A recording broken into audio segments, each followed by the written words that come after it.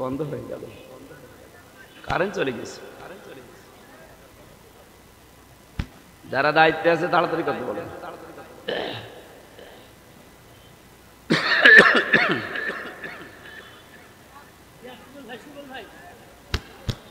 বলেন বলেন বলেন।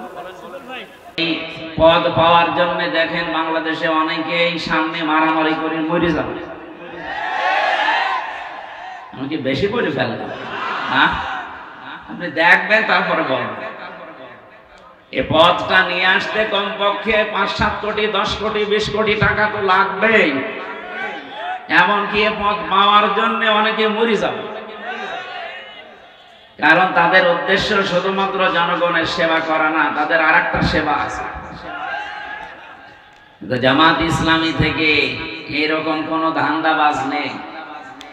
অলরেডি ঘোষণা আপনারা শুনেছেন আমির জামাতের কাছ থেকে, যে এই দল থেকে কেউ যদি এমপি হয়, মন্ত্রী হয়, 5 বছরে তার একটা টাকা বাড়বে না, যা আছে আরো কমে যাবে। এই দেশে 73টা দল, কোন দল এই গ্যারান্টি দেখতো ওই দল থেকে এমপি দাঁড়াবে না? বলবো ঝামেলা করে লাভ কি। আমার ওখানে যিনি আছেন উনি অলরেডি ঘোষণা অলরেডি দিয়েছেন যে দরকার হয় আমি 100 কোটি টাকা খরচ করব, তারপরও এই আসন আমার চাই। আপনার কি লাভ ভাই? আমাদের 1 টাকা খরচও নেই, 1 টাকা তোলার ধান্দাও নেই। আর আপনি 100 কোটি টাকা যদি খরচ করেন, কমপক্ষে 5 বছরে 500 কোটি টাকা তুলবেন। যেভাবেই তুলবেন এগুলো তো সব জায়েজ নাকি? এই কারণে আমাদের অবস্থা এই জায়গায় দাঁড়িয়েছে, আগামীতে দাঁড়াবে না ইনশাআল্লাহ। যিনি আজকের প্রধান অতিথি, বিশিষ্ট ইসলামী চিন্তাবিদ, শিক্ষাবিদ অধ্যক্ষ জনাব নাজমুল হক দামাত বারকাতুহুমুল আলিয়া, বলেন আমিন। বিশেষ অতিথি সেক্রেটারি বাংলাদেশ শ্রমিক কল্যাণ ফেডারেশন রাজশাহী বিভাগ, রাজশাহী জেলা, মাওলানা শফিকুল ইসলাম।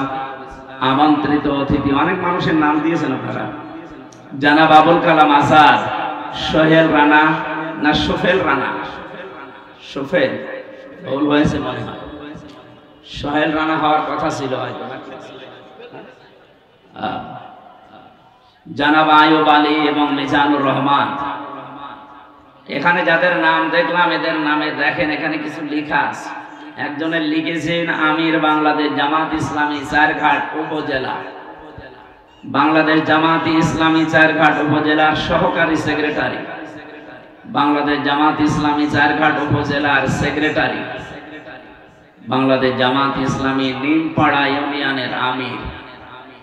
আমার মনে হয় বাংলাদেশ জামাত ইসলামী এখন শুধু ইউনিয়ন না, ওয়ার্ড না, এখন ঘরে ঘরে পর্যন্ত পৌঁছে গেছে। এদেশে এখন একটা ঘরও নেই যে ঘরের মানুষ জানে না যে এদেশে জামাত ইসলামী নামে একটা দল আছে। সে ভালো জানুক আর খারাপ জানুক, এই কথা বলে না কেন? এই খারাপ জানানোর পেছনে 54 বছরে যারা দায়িত্বে ছিল তারা দায়ী। এরা এই সত্য মিথ্যা মিশ্রণ করে এদের বিরুদ্ধে শুধু প্রোপাগান্ডা চালিয়েছে, অথচ জনগণের কাছে 54 বছর আসতেই দেয়। 1 বছর মাত্র এসেছে, দেখে দলে দলে পালে পালে মানুষ এখন ইসলামে আসতেছে। বিশেষ করে ডাকসু আর জাকসুর পরে তো টর্নেডো বয়ে যাচ্ছে দেশে। আমি তো আর রাজশাহী শুধু না, এই দেশে 630টা থানা, প্রায় সব জায়গায় কম বেশি দৌড়াচ্ছি। সারা দেশে একটা ঝড় উঠে পড়েছে ডাকসু জাকসুর পরে। এখন অধিকাংশ মানুষ বলছে আর কোন দিকে নেই, এখন আছে আল্লাহর বিধান কায়েম করার জন্য যা হয় হবে। গত শুক্রবারে আমার ইউনিয়নে জমার নামাজের পরে 18 জন নেতা সবের নেতৃত্ব দেয় এলাকায়। তারা বলছে এতদিন ভুল পথে ছিলাম, এখন আল্লাহর বিধান কায়েমের জন্য আপনার হাতে হাত দেব। আমি বললাম কালেমা পড়ানো লাগবে? বলছে না, কালেমা পড়ানো লাগবে না, তবে আসি আপনার সাথে। এতদিন বলে ডাকসু আর জাকসু আমাদের বিবেক খুলে দিয়েছে। সারা দেশে আমি কোরআনে কারিমের একটা আয়াত পড়ছিলাম, এর আগেও বহুবার পড়েছি। ইদা জা নাসরুল্লাহি ওয়াল ফাত, যখন আল্লাহর সাহায্য আসবে হে নবী আপনি বিজয় দেখতে পাবেন। এই যে বিজয় যখন আপনি দেখতে পাবেন, কমপক্ষে 9টা নমুনা আসবে আপনার সামনে। কোন জাতিকে যদি আল্লাহ বিজয় দান করে, 9টা জিনিস একটা একটা করে তাদেরকে দেখায়। প্রথম নাম্বারে অরাইতান নাসা ইয়াদখুলুনা ফি দীনিল্লাহি আফওয়াজা। হে নবী, আপনি দেখবেন দলে দলে পালে পালে মানুষ ইসলামে প্রবেশ করছে। সেদিন 100 হিন্দু পরিবার এসেছে। হিন্দু মানুষরাও এখন বিশ্বাস করছে দেশে ইসলাম ছাড়া নিরাপদে থাকার কোনো দল নেই। গোবিন্দচন্দ্র পরামানিক, হিন্দু মহাজোটের মহাসচিব সারা বাংলাদেশে, এই লোকটা সেদিন ফেসবুকে লাইভে এসে জানিয়েছে, এই দেশে যদি জামাত ইসলামী রাষ্ট্র ক্ষমতা পায়, যত ধর্মের লোক দেশে আছে সবাই নিরাপদে থাকবে। আমার মনে হয় হিন্দু গোবিন্দচন্দ্র পরামানিককে আমি কানে কানে বলে দিয়েছিলাম, এটা হিন্দু মানুষ, সেই বিশ্বাস করতে পারে। অথচ অনেক আলেম পর্যন্ত এখন দেখছি নামধারী জালেমের কাতারে। মুরব্বী মানুষ একবার কবরে একবার ডাঙায়, এখনো পর্যন্ত জালেম মুনাফিক এবং রাম আর বামদের টাকা খেয়ে ফতোয়া দিচ্ছে জামাত ইসলামী কোন ইসলামী দল না, এটা ভণ্ড ইসলাম, এরা মওদুদের মতবাদ কায়েম করতে চায়। আপনি মরণের আগে এরকম মিথ্যা কথা, মিথ্যা তহমত দিতে পারলেন, আপনার তো ঈমান নসিব হবে না। এত বড় মিথ্যা তহমত দেন কি করে? উনি জেলার সহকারী সেক্রেটারি, জিজ্ঞাসা করেন তো এই দেশে জামাত ইসলামী মওদুদিবাদ প্রতিষ্ঠা করতে চায়। মওদুদি আমাদের ইমামের, আমাদের মাযহাবের ইমামও না, ওনার কোনো মাসলাও আমরা নেই না। ওনার একটা বিষয় শুধু আমরা নিয়েছি যে গণতান্ত্রিক পদ্ধতিতে ইসলাম কায়েম করা। আপনার কাছে যদি এটা ভালো না লাগে, আপনি অন্য কোনো পদ্ধতি দিতে পারেন, দেন। আমরা তাকে মাযহাবের ইমাম মানি না, কোনো মাসলার ইমামতারে মানি না। আর আন্দাজে এই তহমতটা আপনি এই 54 বছর লাগিয়ে দিয়েছেন। এই মিথ্যা কথা বলার জন্য আমার মনে হয় তার তওবা করা উচিত, না করলে লোক বেঈমান হয়ে মরবে। কারণ তার জন্য লক্ষ লক্ষ মানুষ বিভ্রান্ত হচ্ছে। একটা মানুষ যদি একজনকে মেরে ফেলে, তাকে মেরে ফেলেন, তার গুনাহ শেষ। একজন মানুষ যদি 1000 মানুষ হত্যা করার কাণ্ডারি হয়, যেমন হাসিনা, ও তো একজন মারে নাই, ও মানুষ একজন, কিন্তু মানুষ হত্যা করার তালিকায় ওর নাম লক্ষ লক্ষ। এখন হাসিনাকে যদি আপনি একবার মেরে ফেলেন, ওর গুনাহ মাফ হবে না, ওরে কমপক্ষে 2732 বার মারা লাগবে, তাও শুধু 24 সালের জন্য। আর বাকি সালগুলো বাদ দিলাম। একজন মানুষকে আপনি এতবার মারতে পারবেন? এত জীবন আছে, আর ওর যা জীবন, ও তো জীবনই না, ও তো বোনাস হায়াতে আছে। কি কথা বলেন না? ও কি বেঁচে থাকার কথা? এখন তো মরে যাওয়া দরকার, কারণ এখন আমাদের হায়াত নিয়ে বেশি আছে। যদিও আমাদের দেশে নেই, যেখানে আছে ওই দেশের মানুষের হায়াত এত না গড়, ও যতদিন বেঁচে আছে অন্তত ওনার মরে যাওয়া উচিত। কারণ এই পৃথিবীতে আমি দেখলাম গোপালী, নেপালি আর মোদিজি সব পালানোর ধান্দায় আছে। আমি যেটা বোঝাতে চাই, একজন মানুষ যদি একজন মানুষকে বিভ্রান্ত করে, তার একটা গুনাহ হয়েছে। আর ওই একটা লোকের কথার দ্বারা, কাজের দ্বারা যদি লক্ষ লক্ষ মানুষ বিভ্রান্ত হয়, ওকে আপনি একবার শাস্তি দিলেও গুনাহ মাফ হবে না। এখানে ইসলামের নাম নিয়ে হোক আর অন্য কোনো নাম নিয়ে হোক, এদেশে যেহেতু এখন সব ইসলাম এক জায়গায় হওয়ার একটা সম্ভাবনা দেখা অলরেডি দিয়েছে। যাদের ভেতরে এতদিন ছোটখাটো বিষয় নিয়ে মতপার্থক্য ছিল, এখন সব বাদ দিয়েছে। তারা বলছে এবার ইসলামের বাক্স যাবে একটা। এই জন্যই তো জালেম আর মুনাফিকদের মাথা খারাপ হয়ে গেছে। তারা এতদিন যারা আমার হুজুর দোয়া করে, এখন দোয়া না বদদোয়ার জন্য ডাকে না। তারা বুঝে ফেলেছে যে 8 দল না, এদেশে আরো যারা ইসলাম চায়, তারা যদি সব এক হয়ে যায়, এখন যাদের ডাকে সাড়া দিয়ে হচ্ছে তাদের বিরুদ্ধে টার্গেট লাগাও। এই কারণে জামাত ইসলামী ভণ্ড, এরা মওদুদিবাদ, এই কথাগুলো এই 54 বছর পরে আবার নতুন করে আরম্ভ করেছে অনেক আলেম নামে জালেম। আমি জালেমই বলবো, কারণ মিথ্যা কথা বলেন কেন আপনি? সুতরাং জামাত ইসলামী এখন আর ফো দিয়ে শুধু তাবিজ করে এদেশ থেকে উড়িয়ে দেওয়া যাবে না। এ কিন্তু রাজধানী থেকে শুরু করে ওয়ার্ড পর্যন্ত এদের কমিটি এখন একেবারে শিকড় গেড়ে অলরেডি মাটি মিশে চলে গেছে। এই জন্য এই সমস্ত ধান্দায় যারা আছেন এই ধান্দাবাজি বাদ দেন। এদেশের মানুষ এখন কিন্তু সচেতন। আগস্টের 5 তারিখের আগে এদেশের মানুষ আর বসবাস করে না। এখন চলছে সেপ্টেম্বর মাসের 17 তারিখ না 18 তারিখ। এজন্য হিসাব নিকাশ করে চলেন। আশা করছি আপনাদের বিবেক খুলবে। এরপরও যদি কেউ দাদা বাবুদের কথায় নাচেন, যা হয়েছে আপা আপনাদের দায় হবে। আপনাদের আমরা ভালোবাসি, আপনারা মাসলুম মানুষ। আশা করছি অন্তত ভারতের আগ্রাসন যেন এদেশে আর ডানা বাঁধতে না পারে। যাদের দ্বারা বাঁধবে জাতি কিন্তু খুব সতর্ক, তাদেরকে চিনে ফেলবে, জীবনের মতো তাদেরকে তালাক দেবে। এদেশে কোনো ভারত প্রীতি চলবে না। কথা বলেন না কেন? এই দেশ যদি চলে, এই দেশের 18 কোটি মানুষের সিদ্ধান্ত অনুযায়ী চলবে। কোন দাদা কোন বাবার কথায় আমরা চলতে চাই না। আজকের মাহফিলে আলোচনা রাখলেন সেই খুলনা থেকে এসেছে অনেক কষ্ট করে মাওলানা রবিউল ইসলাম, মাওলানা হোসাইন মাহফুজ। ব্যবস্থাপনায় আছেন আব্দুল্লাহ আল মামুন উজ্জ্বল মাস্টার।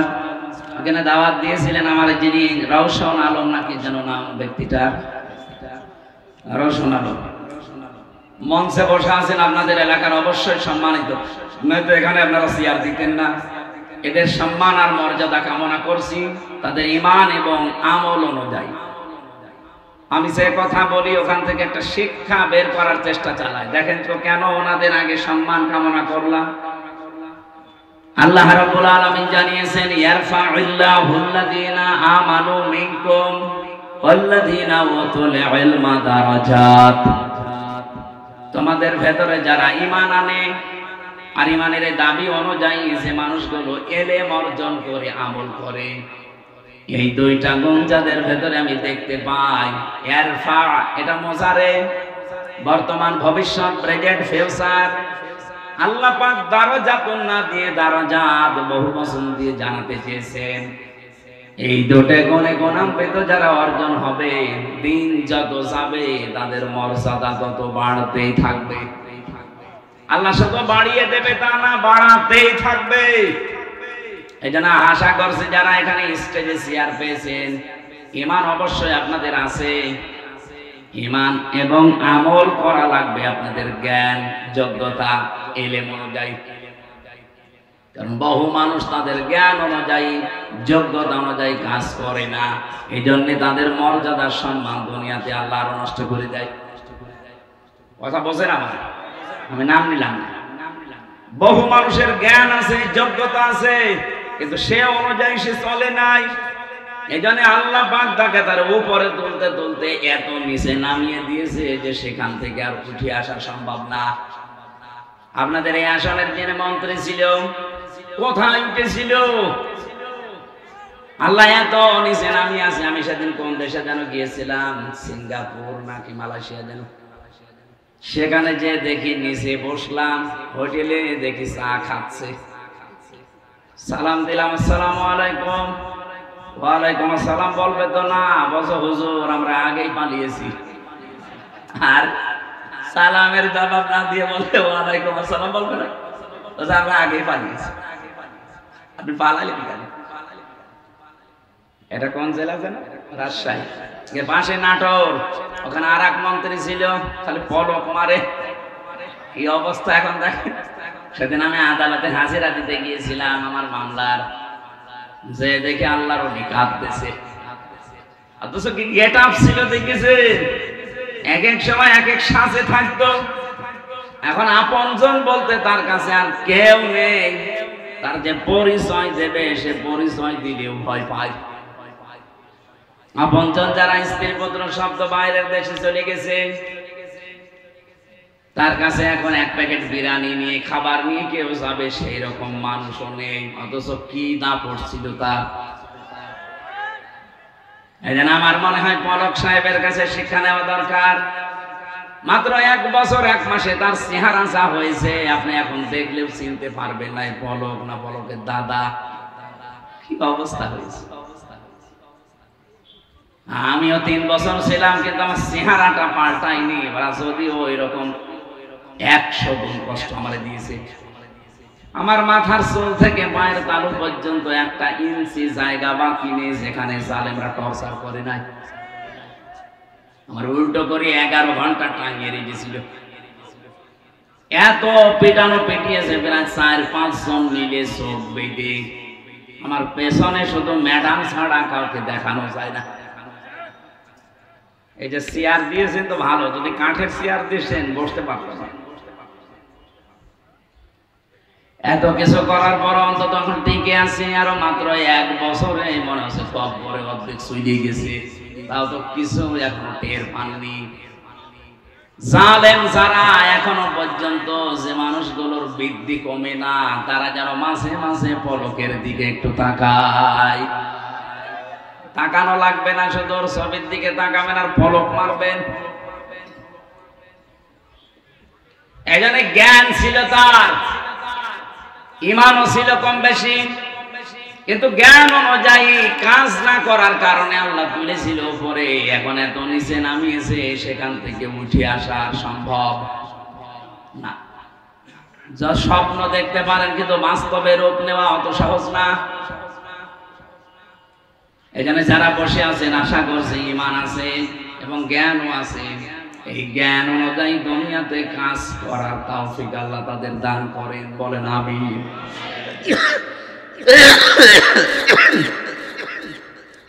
সামনে বসা মুসলমান ভাইরা কষ্ট করে আছেন বসে। এটা একটা আলিম মাদ্রাসা, এখানে বহু আলেম আছে। আলেমদের সম্মান মর্যাদা দুনিয়া আখিরাতে কামনা করছে আল্লাহ যেন। কিচ্ছু লাগবে না ভাই। পর্দার আড়ালে শুধু ডানে বামে না, বিভিন্ন জায়গায় তারা বসে আছে। সম্মানিতা মা এবং বোনেরা, প্রশাসনের ভাইরা, প্রাণ প্রিয় রাজশাহীবাসী, আল্লাহর দরবারে শুকরিয়া জানাচ্ছি যে এই বৃষ্টি মুখর দিন, রাতেও আমাদের সারা রাত আজকে বৃষ্টি এখানেও হয়েছে, হয়তো নয়তো যে কাদা মাটি। সুতরাং এই ঘন্টা 2-3 সময় আল্লাহ আমাদেরকে কোরআন শোনার জন্য যে একটু বের করে দিলেন। আমরা তাফসীর আকারে কথা বলতে চাই, আপনারা থাকবেন তো ইনশাআল্লাহ। এখানে মাগরিবের আযানের 10 মিনিট আগে আমরা ছেড়ে দেব ইনশাআল্লাহ। দল মত নির্বিশেষে অনুষ্ঠান। এটা কি শুধু জামাত ইসলামী বাংলাদেশের অনুষ্ঠান না, এই কোরআন শরীফ শুধু জামাত ইসলামী বাংলাদেশের না। কিছু কিছু মানুষ এখন কথা তুলতেছে যে এনাদের নামে ইসলাম শব্দ থাকা জায়েজ নেই। কেন? তারা বলছে আমরা শুধু কোরআন মানি আর হাদিস মানি, ইজমা কিয়াস ইজতিহাদ এগুলো আমরা মানি না। আপনি তো কোরআনও মানেন না, হাদিসও মানেন না, শুধু মানেন চাপাবাজি আর সাদাবাজি। বলে আপনাদের জীবন যারা একথা বলে যে জামাত ইসলামী বাংলাদেশ, এখানে ইসলাম শব্দ থাকা যাবে না, শুধু জামাত বাংলাদেশ। ওনারা দলিল দিচ্ছেন যে আমরা কোরআন আর হাদিস মানি, বাকি কিছু মানি না। ওনারা যা করে কোরআন হাদিসে পড়ে না, আপনি যা করেন ওটা কোরআন হাদিসে পড়ে। আপনার সাবাবাজি আর সাদাবাজি কোরআনের কোন জায়গায় আছে আপনি দেখান তো। সেদিন একটা হাদিস পড়ছিলাম জেলা ইউনিটের বৈঠকে, বিশ্বনবী জানিয়েছেন আনাবি সাররিন রাদিয়াল্লাহু তাআলা আনহু قال قال النبي صلى الله عليه وسلم من ادعى ما ليس له فليس منا وليتبوأ مقعده من النار। মুসলিম শরীফের হাদিস, একটু খেয়াল করে শুনবেন। নবীজি বলেন যে জিনিস তোমার না, ওই জিনিস যদি তুমি নিজের দায়িত্বে নিয়ে নাও, তাহলে 2টা শাস্তি ওই দিন থেকে তোমার শুরু হয়ে যাবে। আবার বলছি, যে জিনিস তোমার না ওইটা যদি নিজের আয়ত্তে তুমি নিয়ে নাও, জোর করে হোক, জবরদস্তি করে হোক, দখল করে হোক, সাদাবাজি করে হোক, যেভাবেই নিজের দায়িত্বে যদি নিয়ে রাখো, ওই দিন থেকে তোমার শাস্তি হবে 2টা। 1 নম্বরে ফালাইসা মিন্না, আমি নবী বললাম তুমি আমার উম্মত আর নেই। একজন বলছে সুবহানাল্লাহ। নবীজি বলছে ফালাইসা মিন্না, তুই আর উম্মত নেই। বলেন তো ইহুদিরা নবীর উম্মত, খ্রিস্টানরা উম্মত, হিন্দুরা উম্মত, বৌদ্ধরা উম্মত। ওরা মারা গেলে জানাজা হয়, বলেন বলেন। তাহলে যেই মুসলমান দাবি করে নবীর উম্মত থেকে খারিজ হয়ে গেল, তাহলে ওর জানাজা পড়ে কবরে দিয়ে কি লাভ হবে? আপনি তো নবীর উম্মতই নেই। যদিও ভাষাটা একটু কড়া হয়ে যাচ্ছে, বাস্তবতা এটাই। যারা অন্যের সম্পদ আজ নিজের দখলে নিয়ে বহু আনন্দে আছেন, আপনার নামের আগে মোহাম্মদ থাকতে পারে, আল্লাহর কসম আপনি নবীর উম্মত নেই। এবার আপনি হাদিসের এই প্রথম অংশ অনুযায়ী বলেন, বাংলাদেশে এরকম মানুষ আছে না নেই? বলেন বলেন, নাম ধরবো। রাজশাহীতে বহু আল্লাহ বলে আল্লাহর নাম আমি জানি। 2 নম্বরটা আরো কঠিন, ওয়ালিয়াতাবাওয়া মাকআদাহু মিনান নার, সে যেন জাহান্নামে নিজের একটা স্থান বরাদ্দ করে নিল। আমার তো হাদিস পড়ার পর থেকে ভয়, এই 1 বছর 1 মাসে বহু নবীর উম্মত দাবিদার খারিজ হয়ে গেছে। এখন আর নবীর উম্মত নেই। ইহুদি মরে গেলে যদি আমারে জানাজা পড়াতে না ডাকেন, নবীর উম্মত যে লোকটা আর নেই, ও মরে গেলে আমারে জানাজা পড়াতে ডাকেন কেন? ওর জন্য আমি না কাবার ইমাম যদি এসে জানাজা পড়াই কবুল হবে? বলেন বলেন, কি বলবে সেই ইমাম সাহেব এসে? বিসমিল্লাহি ওয়া আলা মিল্লাতি রাসূলিল্লাহ, আল্লাহর নামে রাসূলের দলে তুলে দিয়ে গেলাম, অথবা আল্লাহর নামেও নেই, রাসূলের দলেও নেই। আশা করছি আপনার বিবেকে ধাক্কা লাগবে।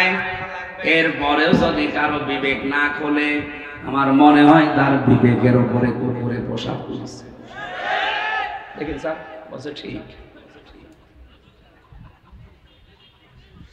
2 নাম্বারটা যেহেতু আরো কড়া, ওয়ালিয়াতাবাওয়া মাকআদাহু মিনান নার, সে যেন জাহান্নামে নিজের একটা স্থান বরাদ্দ করে নিল। আল্লাহ তুমি আমাদেরকে বাঁচাও। হ্যাঁ, এখানে একটা টিকা আছে, হাদিসের টিকাটাও বলছি, এদিকে তাকান। বহু মানুষ এই 1 বছরের ভেতরে ফতোয়া দিয়েছে যে বাংলাদেশ জামাত ইসলাম এই হাদিসের ভেতরে আছে। কেন? কারণ তারা ইসলামী ব্যাংক দখল করে নিয়েছে। এত বড় ডাহা মিথ্যা কথা আপনি বলতে পারলেন? ইসলামী ব্যাংক আপনার বাবার, যাদের ব্যাংক তারা ফেরত পেয়েছে, এদের মাথার ঘাম পায়ে ফেলা ব্যাংকটা এতদিন হাত ছাড়া হয়ে গিয়েছিল, এতদিন কেড়ে নিয়েছিল জালেমরা, এখন তারা ফেরত পেয়েছে। এটা চিন্তায় বলে না নিজের জিনিস নিজে ফেরত পাওয়া। আপনার কোন জিনিস যদি হাত ছাড়া হয়ে যায়, ওইটা যদি আপনি ফেরত পান, তাহলে এই হাদিসের শাস্তির আওতা মুক্ত থাকবেন। সুতরাং আন্দাজে এই দোষ দেওয়া যাবে না যে এরাও ছিনতাইকারী। ডাকসুতে নির্বাচনে যারা ভোট দিয়েছে, কেন্দ্রীয় একজন নেতা, আমি নাম নিলাম না, কালকে রাত 12টার সময় টকশে বলছিল যে আমি কেন্দ্রের দায়িত্বে আছি, অথচ আমার 2 জন ভাতিজা ঢাকা বিশ্ববিদ্যালয়ে, তারা আমার দলের লোককে ভোট না দিয়ে ভোট দিয়েছে শিবিরকে। জিজ্ঞাসা করলাম বাড়িতে এসে যে ভোট দিয়েছিস কাকে? বলছে চাচা শিবিরকে। কেন? ওরা পানি খেতে দেয়, পানির ফিল্টার দিয়েছে, এসি লাগিয়ে দেয়। আর আপনি যাদের কথা বলেন ওরা এসি খুলে দেয়, পানির ফিল্টার ফেলে দেয়। আপনি বাঁচাবেন কি করে? আপনার নিজের ভাতিজায় হাতছাড়া হয়ে যাচ্ছে। এদেশে এখন যে অবস্থা চলছে, জোর করে জবরদস্তি করে টিকে থাকা এই দেশের মানুষের কাছে আর সম্ভব না। এদেশের মানুষের মনের ভেতরে প্রবেশ করতে হলে এদের জন্য কাজ করা লাগবে। কথা বলে না কেন? আর এই সক্ষমতা বাংলাদেশ জামাত ইসলামের ভেতরে আছে।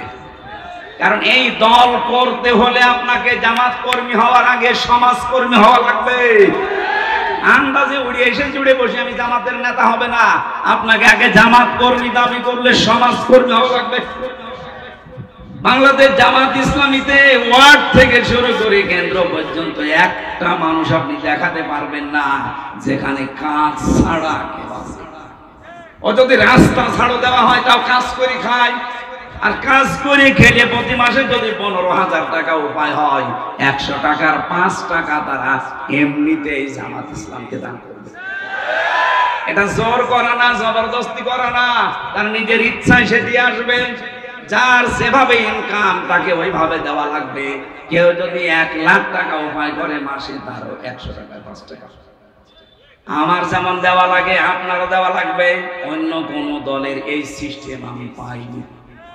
আপনি যদি দেখাতে পারেন চলেন আমারে নিয়ে দেখান। আপনারা জানতাছে এক ফতোয়া দেন যে এরা সাদাবাজি করে, এরা এত টাকা পায় কোথায়? আপনি আসেন আমার সাথে, আপনাকে আমি একেবারে পাই তো পাই দেখাবো যে টাকা আসে কোথেকে। এদের নামে 1 বছর 1 মাস পার হয়ে গেল, একটা সাদাবাজির মামলা নেই সারা বাংলাদেশে। আপনি কি করেন? কি এখনো পর্যন্ত মিথ্যা দোষ এদের উপরে চাপিয়ে দেন যে ছাত্রলীগ এদেরকে ভোট দিয়েছে। আপনার বিবেকে কি হয়েছে বলেন তো? ছাত্রদল যদি 5,000 ভোট পায়, ঢাকা বিশ্ববিদ্যালয়ে ছাত্র শিবিরে মনে করেন 5,000, এখনো যে 9,000 বেশি পেয়েছে, 9,000 কে ফেরেশতা দিয়েছে। আপনারা বলছেন ছাত্রলীগ দিয়েছে, আপনারা লজ্জা করেন কথা বলতে? তাদের নিষিদ্ধ করা হয়েছে, দেশ থেকে তারা পালিয়েছে। আপনি এত দিন ধরে রাজনীতি করে এরা 14,000 গাছ পায় আর আপনি 5,000। আপনার বরাবর যদি হয় 9,000 ভোট বেশি পায় কি করে? তাহলে আপনার রাজনীতি করার দরকার কি? আপনি তো দেউলিয়া হয়ে গেছেন। এই গোপন কথা মানুষকে বলা লাগে? এসব কথা বললে মানুষ বুঝে ফেলবে না? এমনিতে দলে দলে মানুষ আসতেছে। আজ বড় বড় ব্যবসায়ী যারা বাংলাদেশের সব আমিরে জামাতের কাছে যে ধর্ম দিয়েছে যে আপনারা আছেন, আমাদের চিন্তা নেই, আপনাদের কাছে যায় না কেন? এখনো কিন্তু ভরাডুবি হওয়ার আগে চিন্তা করেন। ঢাকা বিশ্ববিদ্যালয়, জাহাঙ্গীরনগর বিশ্ববিদ্যালয়, যেখানে আযান দেওয়া পর্যন্ত নিষেধ ছিল, সলিমুল্লাহ হলে, মহসিন হলে আমি নিজে দেখেছি আযান দেওয়া এই 16 বছর নিষেধ ছিল। 16 বছর আযান হয়নি। ছাত্রলীগের ভাইরা বলতো আযান দিলে আমাদের ঘুমের ডিস্টার্ব হয় ফজরের সময়, এইজন্য আযান বন্ধ। এই ডাকসু নির্বাচন 9 সেপ্টেম্বর গেছে, এই রাত থেকে আল্লাহু আকবার ধ্বনি দিয়ে আযান আরম্ভ হয়েছে।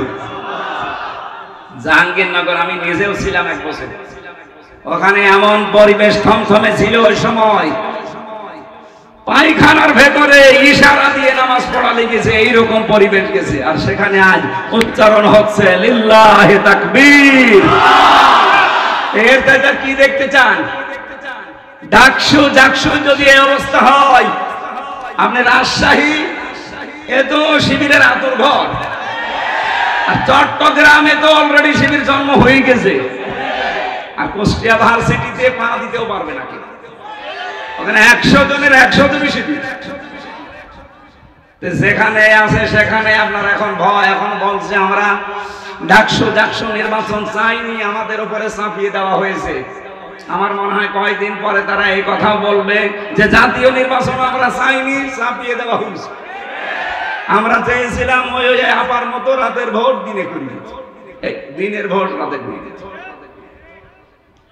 আশা করছি আপনাদের বিবেক খুলবে।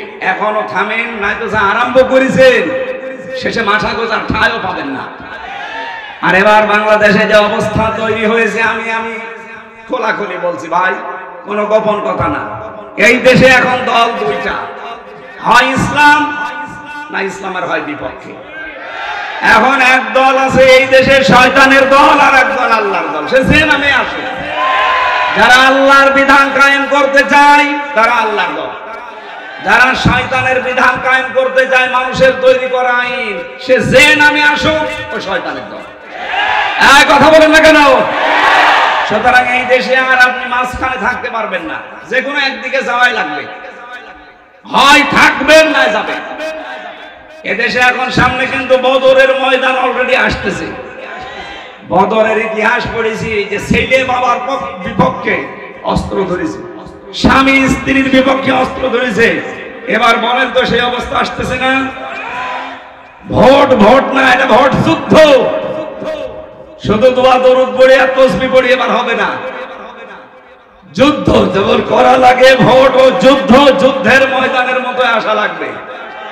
অনেকে বলছেন যে যারা ঝামেলা করতে আসবেন বোর মহারণা পরিশোধ করে আসেন, না তো বাড়ি আর ঘুরে যেতে পারবে না। কি সিদ্ধান্ত নিয়ে ফেলেছে দেখেছেন, হয় মরবো নাই মারব। আশা করছি আমার যে ধারণা বাংলাদেশ সম্পর্কে, আমি যতটুকু দেখতে পাচ্ছি এদেশে ইসলাম এবার সংসদে যাবে। আর একবার যদি যেতে পারে না, 5 বছর লাগবে না, মাত্র 2 বছর ইসলাম এমন কায়দা কৌশল চালাবে, কিয়ামতের আগে এদেশে কোনো মুনাফিক আর ইসলামের কাছ থেকে এদেশ কেড়ে নিতে পারবে। কিন্তু অনেক আলেম আমি দেখতে পাই, বহু আলেম এখনো পর্যন্ত অ্যাক্টিভ না। এরা বলে হুজুর দোয়া করেন, গোপনে আছে। গোপনে আছে মানে আপনি এইরকম অবস্থায় যদি বলেন যে আমি গোপনে আছি, আপনি ওপেন হবেন কবে? ইসলাম চলে আসলে আপনি ওপেন হবেন, তখন আপনার দরকার কি? আর আপনার কেন এই ধারণা হয় এই অবস্থা তৈরি হওয়ার পরে যে ইসলাম যদি না আসে তাহলে আমি অ্যাক্টিভ ভাবে নাজমুল হকের পক্ষে কাজ করবো আর ইসলাম আসবে না, তখন আমার ইমামতি থাকবে। তো আপনি ইমামতি নিয়ে আসেন। ছেলে যদি মাইক হাতে নিয়ে এলাকার মানুষকে শোনায় যে আমার বাবার সম্পদ আমি পাই কি না পাই, আমার সন্দেহ লাগে, বলেন তো এটা কি বৈধ সন্তান না জারজ? বলেন বলেন, আপনার বাবার সম্পত্তি আপনি পাবেন না, পাবে কি রবিউল? এরকম তৈরি করে দিলে আল্লাহ এত সহজ, এরপরও আপনার মনের ভেতরে দোদুল্যমান অবস্থা কেন?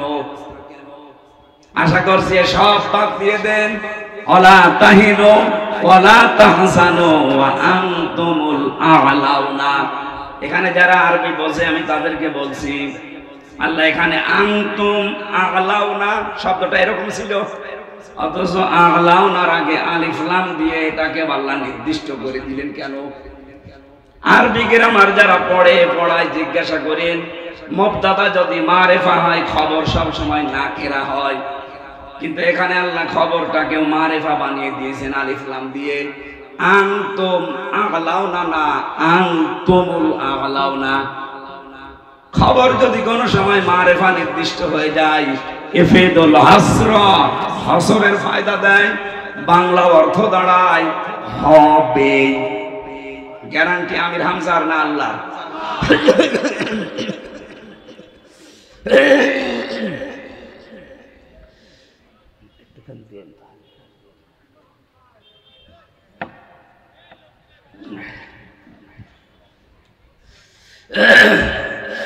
ওরা যে শাহীবাসী, আল্লাহ যদি গ্যারান্টি দেয় যে আপনার ভয় কিসের, আর মনের ভেতরে কেন হীনমন্যতায় ভোগেন?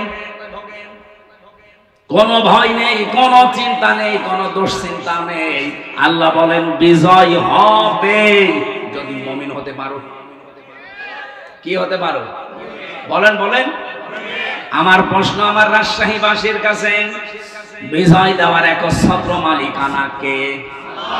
আরো জোরে বলেন। মুমিন হওয়ার মালিক কে? এদিকে আসেন। আল্লাহ মুমিন হবে? আল্লাহ তো মুমিন আছে। হ্যাঁ, একেবারে সব হা বললে হবে? আমি আবার প্রশ্ন করছি, বিজয় দেওয়ার একচ্ছত্র মালিকানা ভারতের, আমেরিকার, কার? আর মুমিন হওয়ার দায়িত্ব কার?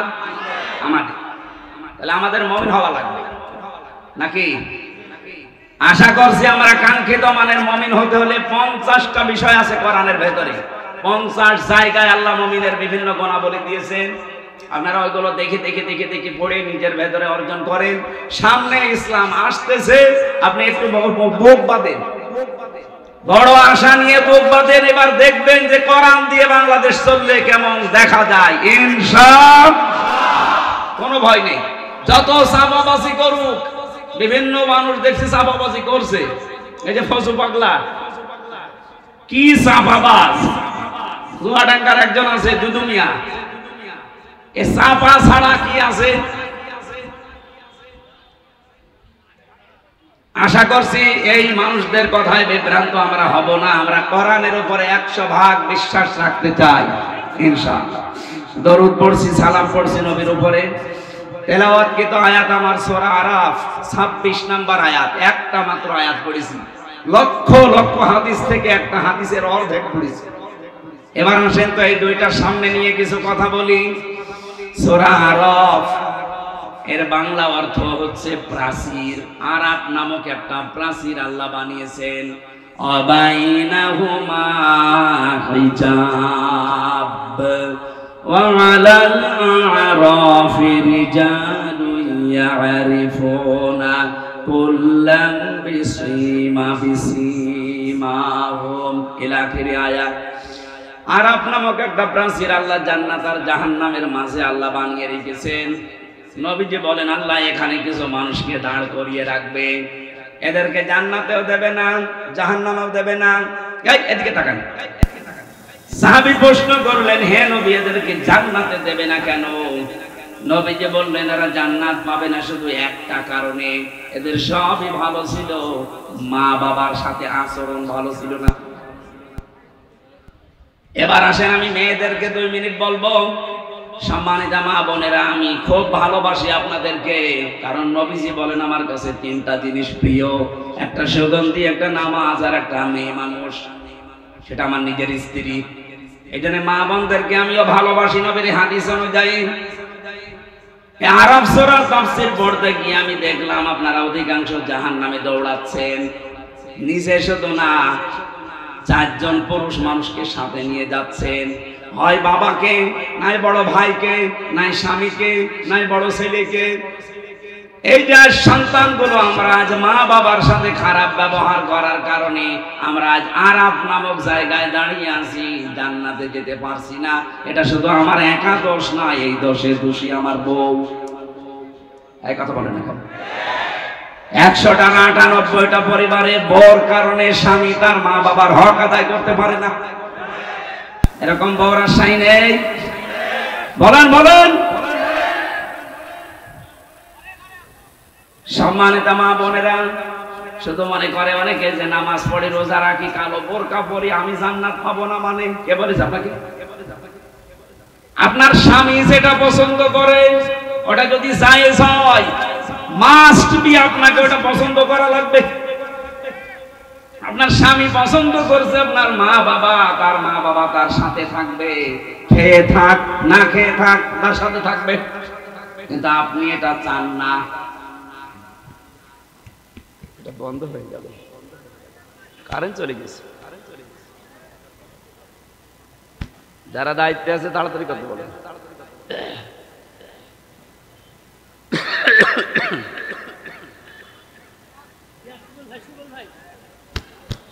বলেন বলেন বলেন।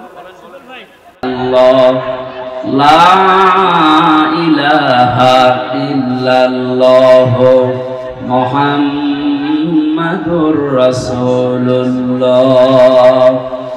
পারিবারিক জীবনে যে সমস্যাগুলো আমরা প্রতিনিয়ত ফেস করছি, যার জন্য হাজারো সংসার ভেঙে যাচ্ছে, হাজারো মানুষ সন্তানগুলো আমরা জাহান্নামী হয়ে যাচ্ছি, জান্নাতে যেতে পারছি না, এগুলো নিয়ে একটা বই লিখিত আছে আমার। দাম্পত্য জীবনের স্বামী স্ত্রীর যে ঝগড়াঝাটি, কলহ, মারামারি, গন্ডগোল, এবং এটা সমস্যার এই সমাধান কি কি করা লাগে, আমি কোরআন হাদিস থেকে প্রায় 100 কারণে এরা দুনিয়ায় যাই করুক না কেন, দিন কায়েমের জন্য এরা চেষ্টায় ছিল। এই হাদিসের যে ব্যাখ্যা আমি পড়েছি, মুহাদ্দিসিন কিরাম লিখেছেন, কোন মানুষ যদি মন থেকে জমিনে আল্লাহর বিধান কায়েম করার জন্য চেষ্টা করে, দিন কায়েমের জন্য যদিও চেষ্টা অব্যাহত রাখে, জমিনে যদি বিধান কায়েম নাও হয়, আল্লাহ তাকে অন্তত জাহান্নামে দেবে না। আপনার চাইতে যেহেতু কোরআন হাদিস হালকা হলেও বেশি পড়েছি, আমি কোরআনের উপরে আমার অনার্স মাস্টার্স করা আছে, আল্লাহর কসম এই হাদিসের ব্যাখ্যা আমি যা বুঝেছি সেইটাই বোঝায়। পৃথিবী থেকে যদি জাহান্নামে যেতে না চান, দিন কায়েমের জন্য যারা এই জমিনে চেষ্টা করছে, আপনি তাদের সাথে থাকবেন। ইবনে মাসউদ থেকে, ইবনে আব্বাস থেকে না, ইবনে ওমর থেকে একটা হাদিস আজকেও পড়ছিলাম। আন ইবনে ওমর রাদিয়াল্লাহু তাআলা আনহু قال قال النبي صلى الله عليه وسلم فاتبعوا الصراط الأعظم। মুসলিম শরীফের হাদিস। না এটা জানতো না বলো তো। আবার